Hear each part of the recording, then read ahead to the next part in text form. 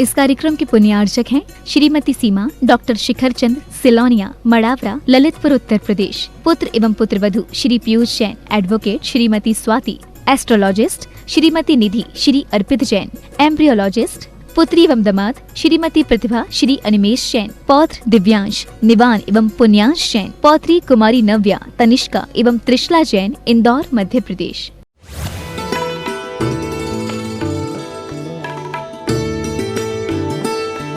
हमारे दिगंबराचार्यों पे विश्वास नहीं है, पर उन व्हाट्सएप आचार्य पर, वो उसने व्हाट्सएप पे आया था, फेसबुक पे चल रहा है, वो सत्य हो सकता है, पर यहाँ लिखा हुआ।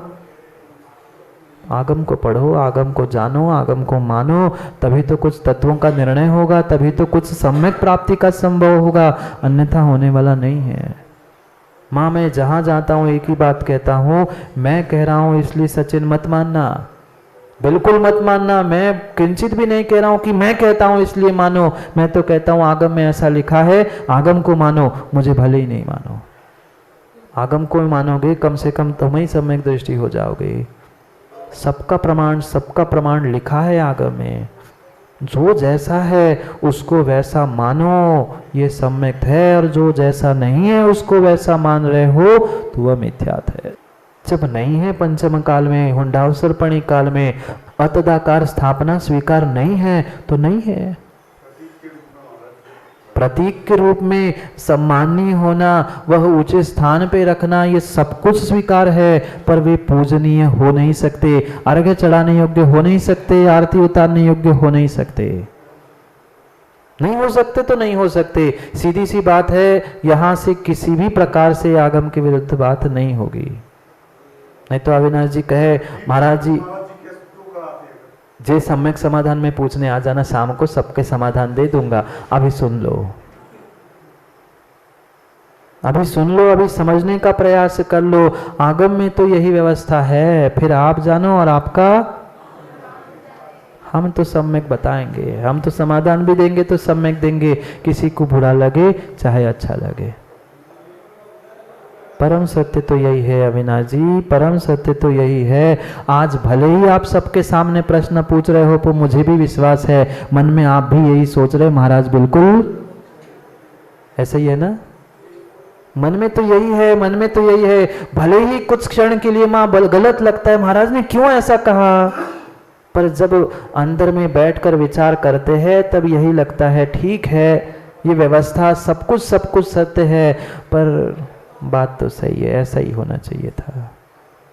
क्योंकि आगम के साथ किसी प्रकार से छेड़खानी नहीं हो सकती, चाहे शेर जी किसी को बुरा लग जाए, पर गुरु ने हमें एक ही बात सिखाई है, चाहे सामने वाला रूठ जाए, चाहे शत्रु बन जाए, चाहे कुछ हो जाए, पर सच्चे देव शास्त्र गुरु और आगम के विपरीत कभी बात इस मन से हो ही नहीं सकती। क्योंकि सम्यक दृष्टि का लक्षण पंडित जी यही तो बताया है, भयाशा स्नेह लोभाश्च। पढ़ा होगा रत्नकरण शावकाचार, भयाशा स्नेह लोभाश्च कुदेवागम लिंगिनाम। चाहे कुदेव कुलिंग कुछ भी सामने हो जाए, पर भय स्नेह लोभ राग आदि के चक्कर में आकर कभी अपने सिद्धांत को झुकने मत देना, कभी अपने सिर को यहाँ वहां झुकने मत देना। ये कैसा पवित्र द्रव्य है, जो तीन लोक के नाथ के सामने, दिगंबर गुरु के सामने जो एक बार झुक चुका, चढ़ चुका, वो क्या मिथ्यात के सामने चढ़ा रहे हो। किसका सर? आप बोलो किसका सर? जो चढ़ रहा है वो सड़ा नारियल भी नहीं है। सड़ा नारियल तो फिर भी कोई त्रियंच खा लेगा। सोचो, विचार करो, जो ये उत्कृष्ट हमारा माथा है, जो एक बार तीन लोक के नाथ वीतरागी, प्रभु वीतरागी, गुरु वीतरागी धर्म के सामने झुक चुका है, कहां दर दर की भीख मांगने के लिए, कहां चबूतरा, कहां भटक रहे हो। थोड़े से राग द्वेष के पीछे, थोड़ी सी इच्छाओं की पूर्ति के पीछे आज तक सच्चे गुरु, सच्चे प्रभु के पास तुम समर्पण से, श्रद्धा से सचिन पहुंच नहीं पाए, इसलिए जीवन में सुख शांति नहीं है। बहुत सारे जीव आते हैं, महाराज जी पूजा करते, ये करते, वो करते, सब कुछ करते, पर शांति नहीं है। शांति मिले कहाँ से? भीतर से तुम शांत परिणामों से कभी प्रभु के पास जाके बैठो, श्रद्धा के साथ, समर्पण के साथ कुछ बैठने का प्रयास तो करो, सब कुछ मिलेगा, सब कुछ मिलेगा, पर श्रद्धा तो हो, झोली तो खाली हो।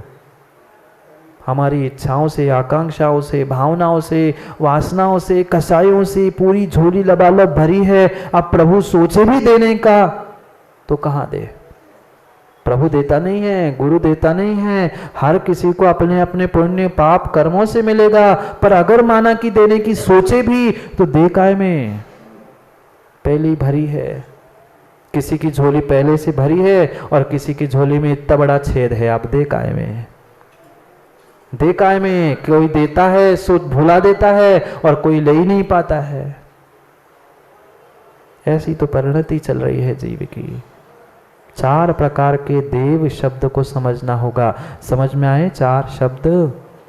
पहले देवादिदेव अरिहंत, जो हमारे लिए इष्ट है, परम पूज्य है, वे हमारे लिए देवादिदेव है। चाहे अरिहंत हो चाहे सिद्ध हो, वे देवादिदेव है।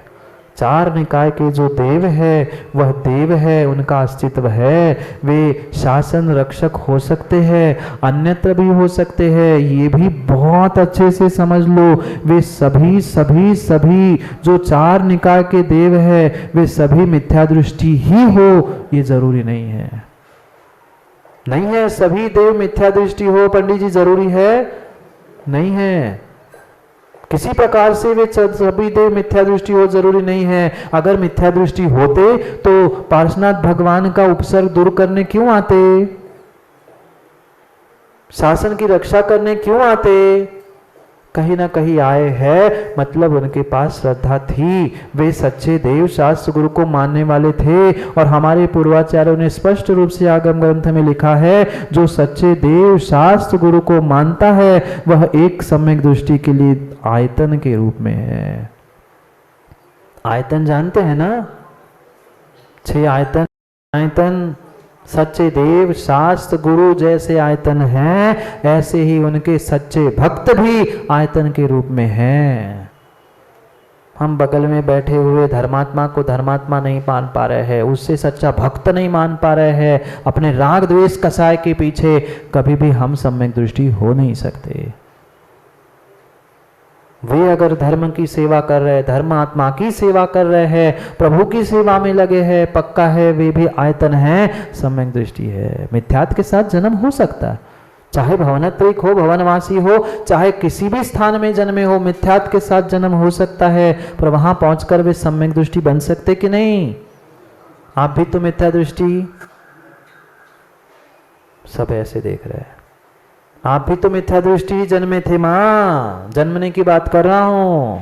अभी की तो आप जानो, आपका विषय जाने, पर आगम प्रमाण से जितने जीव मनुष्य पंचम काल में जन्मते हैं, स्त्री हो चाहे पुरुष हो, किसी भी कुल में हो, वह मिथ्यात्व के साथ ही जन्मते हैं। 8 वर्ष अंतर्मुहूर्त तत्व मिथ्यात्व में ही रहते हैं।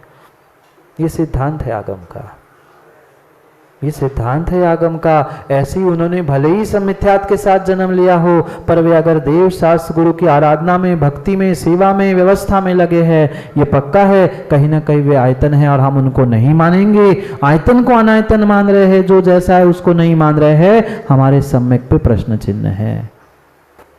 मैं किसी को अविनाश जी मिथ्या दृष्टि नहीं कहता, बिल्कुल नहीं कहता। मैं कौन होता हूं कहने वाला? मैं ना केवली अवधि ज्ञानी मन पर ज्ञानी, मेरे पास कोई क्षम नहीं किसी को कुछ कहने का। मैं तो कहता हूं आपके सम्यक दर्शन पे प्रश्न चिन्ह है। आप जाने, आपका काम जाने, आप निर्णय करें। हम कौन, हम कहां, हम कैसे, हम क्यों कहे? क्योंकि एक धर्मात्मा, एक सम्यक दृष्टि कभी दूसरे धर्मात्मा, कभी दूसरे सम्यक दृष्टि को डॉक्टर साहब किसी प्रकार से मिथ्या दृष्टि नहीं कहता, नहीं कहता। धर्मात्मा को धर्मात्मा ही दिखता है, सम्यक दृष्टि को सम्यक दृष्टि ही दिखता है, और नहीं दिखता तो वो स्थितिकरण उपगोहन करके उसे सम्यक दृष्टि बनाता है। प्रचार नहीं करता व्हाट्सएप आचार जैसा। सोचो, विचार करो कि कुदेव, कुगुरु, कुशास्त्र और कुधर्म के निमित्त से हमने आज तक कितना गृहित मिथ्यात्व का सेवन कर लिया। आगे तो ठीक है, अब तो समझ में आया, अभी तक जो बीत गया, अभी तक जो गलती की, कम से कम माँ आचार्य भगवंतों के पास पहुंच के उसका प्रायश्चित ग्रहण कर लो, उससे आगे बचने का प्रयास कर लो, तभी तो संभल पाओगे। नहीं तो छठे काल से और नरक से कोई बचाने वाला नहीं है। भी दूसरे देव, तीसरे अदेव, जिनमें देवत्व नहीं है, जिनमें कोई देवत्व की पहचान नहीं है, वह अदेव है। जैसे ताला है, शटर है, उखली है, सूपा है, पता नहीं क्या क्या और घर में रखा है, उनमें देवत्व मानकर पूज रहे हैं। देव बिना मान के भी पूज रहे हो तो हाथ ही जोड़ा क्यों? देव नहीं मान रहे, बहुत सारे कहते हम देव मान के थोड़ी पूजते हैं, फिर किस भाव से पूजते हैं ये भी तो पता होना चाहिए। ये कर क्यों रहे हैं, इसके पीछे कारण क्या है, ये समझे तभी तो काम होगा, अन्यथा वह मिथ्यात है। ऐसी स्थिति है, बस देख देख के जय कुमार जी ऐसी परिणति है। सास को करते हुए देखा, बहू ने वही किया, पिता को करते हुए देखा, वही बेटे ने किया। एक बार ऐसे ही हुआ, एक घर में, जैसे अभी भी आपके घरों में बहुत सारी परंपराएं रूढ़ियां चलती है, ऐसी रूढ़ियां चलती थी। शादी थी एक बेटे की, शादी पूर्ण हो गई, शादी की सब रस्में पूर्ण हो गई, बहू को घर ले आया गया। घर में आने की बाद माँ बहुत सारी, बहू पहली बार आती है तो बहुत सारी क्रिया, बहुत सारी रूढ़ी, बहुत सारे कार्य होते, ये करो वो करो, अब उसमें नहीं जा रहे। एक बार ऐसे ही हुआ, बहुत सारी तैयारी हुई थी, बहुत सारी तैयारी हुई थी, बहू आ ही रही थी, घर में प्रवेश ही हो रहा था, उस वधू का प्रवेश हो रहा था। उतने में उसने देखा कि माँ, सासू माँ कुछ कर रही है, सासू माँ कुछ कर रही है। उसने धीरे से देख लिया, अच्छा मैं पहली बार आ रही हूँ, सासू माँ ने ऐसा ऐसा कर लिया, सासू माँ ने ऐसा ऐसा कर लिया। अब गांठ बैठ गई, दिमाग में पक्का हो गया कि अगर मैं कभी सास बनूं तो ऐसा ही होता है ना माँ, ऐसा ही होता है। बहू भी सोचती मैं भी तो बोलूंगी सास पे, फिर बताऊंगी। उसने भी सोच लिया कि बस बहू वधू का जब जब प्रवेश होता है, कोई बहू आती है तो उसके समय पे, उसके घर में आने पर, उसके प्रवेश पे ऐसा ऐसा किया जाता है। उसने सोच लिया, दिमाग में पक्का रख लिया। अब वो, क्योंकि सास भी कभी बहू थी, उसने भी कुछ ऐसा देखा होगा, उसने भी सोचा ये बताई नहीं जाती होगी क्रिया, उसने भी सोच लिया। कुछ समय बीता, कुछ वर्ष बीते, अब समय आया बहू का सास बनने का। वो बहू भी सास बन गई, बेटे की शादी हो गई, बहू आ रही थी, प्रवेश हो रहा था। अब जो बहू अब सास बनी थी, अपने पति से कहती है जल्दी जाओ, जल्दी जाओ, बेटी दरवाजे के बाहर खड़ी है, बहू दरवाजे के बाहर खड़ी है, उसका प्रवेश करना है, एक भूरी बिल्ली ले आओ। वो पति सोच में पड़ गया, वो कहते क्या बात कर रही, बहू का और बिल्ली, अरे तुम्हें क्या पता, घर की बातें हमें पता है, तुम क्या जानो, मैंने देखा है तुम्हारी माँ को। वो कहते हैं कैसी माँ, कौन सी माँ, कुछ तो बताओ, भूरे बिल्ली का और बहू का क्या संबंध। वो कहती तुम्हें नहीं पता, हम जितना कह रहे उतना मानो, करना क्या है ये तो बता। कहती नहीं, तुम जल्दी जाके एक भूरी बिल्ली पकड़ के लाओ। भूरी बिल्ली से क्या करना है? कहते जब मैं प्रवेश कर रही थी ना, जब मैं घर में प्रवेश कर रही थी ना, तुम्हारे माँ ने एक भूरी बिल्ली को एक टोकनी के नीचे दबा के रखा था। वो कहता है क्या मतलब? हाँ ऐसा ही मैंने अपनी आंखों से देखा, मैं गेट पे खड़ी थी और एक भूरी बिल्ली इधर उधर घूम रही थी, माँ ने एक टोकनी ली और उसको दबा दिया, उसको पग दबा के रख लिया। तुम जल्दी से जाओ, बहू बाहर खड़ी है, भूरी बिल्ली ले आओ, टोकनी तो मैं रखी हूं, रख दूंगी। वो पिता सोच में पड़ गया, ससुर साहब वो ये कर क्या रही है? वो कहती है काम करते हैं, मैं जाकर माँ से ही पूछ के आता हूँ। माँ की स्थिति नहीं थी, वहाँ बाहर तक आए, वो एक अपने खटिया पे अपने पलंग पे पड़ी थी। बेटा सोचता है कि कम से कम ये माँ की बात कह रही है, अब पूछे ही आऊँ माँ से कि क्यों भूरी बिल्ली चाहिए, भूरी की जगह काली मिल जाए तो क्या, कुछ तो पता करूँ। वो अपनी पत्नी की बात सुनकर पहुंचता है माँ के पास जो पलंग पे पड़ी थी। वहां जाके माँ से पूछता है, माँ ऐसी ऐसी स्थिति है, बहू बाहर खड़ी है और तुम्हारी बहू, मेरी बहू तो गेट के बाहर खड़ी है, उसको अंदर नहीं आने दे रही मेरी पत्नी, वो कह रही है कि भूरी बिल्ली ले आओ। माँ भी आश्चर्य पर पड़ गई, माँ भी सोच में पड़ गई, कहती भूरी बिल्ली क्यों चाहिए। कौन पूछती है? माँ पूछती बेटे से, भूरी बिल्ली क्यों चाहिए तेरी पत्नी को। वो कहती तुमने तो सिखाया।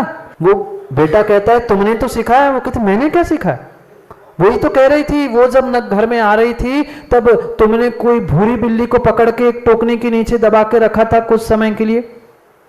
वो माँ, बूढ़ी माँ जो पलंग पे पड़ी थी, वो भी सर पे हाथ मारती है, हे भगवान, धत तेरी की कैसी आदत है, कैसी परंपरा है। मैं तो जो बड़ी पापड़ और सब कुछ बनाया था वो बिल्ली खराब कर रही थी, उससे बचने के लिए भूरी बिल्ली को अब कहाँ भेजती, इसलिए सब भीड़ आई थी, उस भूरी बिल्ली को टोकनी रखी थी और जैसे सब अंदर आए थे मैंने उसे छोड़ दिया था। ये थोड़ी रिवाज थोड़ी है, वो तो परेशान कर रही थी इसलिए मैंने टोकनी में ढाका था, वो बिल्ली नहीं चाहिए, वो तो परंपरा बन गई है।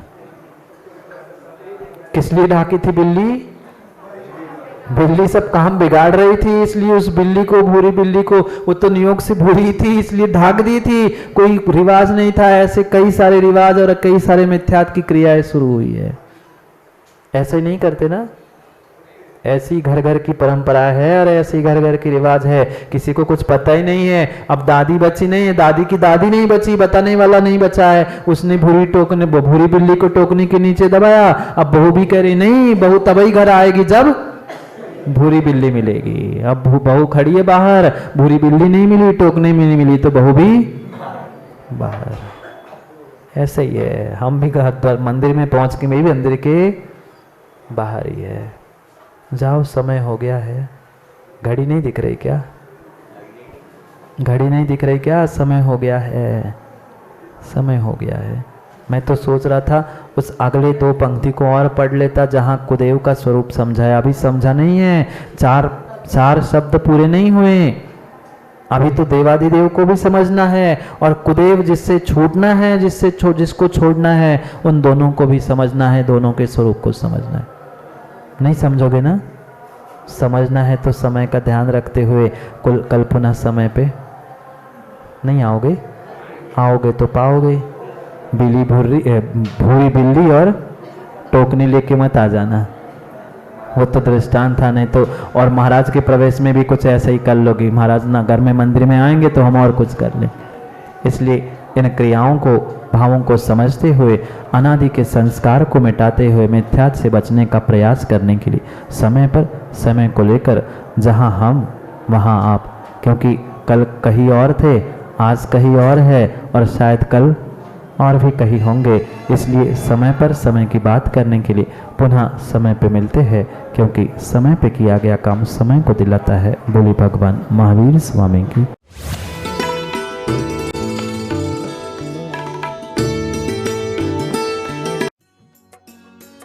इस कार्यक्रम के पुण्यार्चक थे श्रीमती सीमा, डॉक्टर शिखर चंद, सिलोनिया, मड़ावरा, ललितपुर, उत्तर प्रदेश। पुत्र एवं पुत्रवधू श्री पीयूष जैन, एडवोकेट श्रीमती स्वाति, एस्ट्रोलॉजिस्ट श्रीमती निधि, श्री अर्पित जैन, एम्ब्रियोलॉजिस्ट। पुत्री एवं दामाद श्रीमती प्रतिभा, श्री अनिमेश जैन। पौत्र दिव्यांश, निवान एवं पुण्यांश जैन। पौत्री कुमारी नव्या, तनिष्का एवं त्रिशला जैन, इंदौर, मध्य प्रदेश।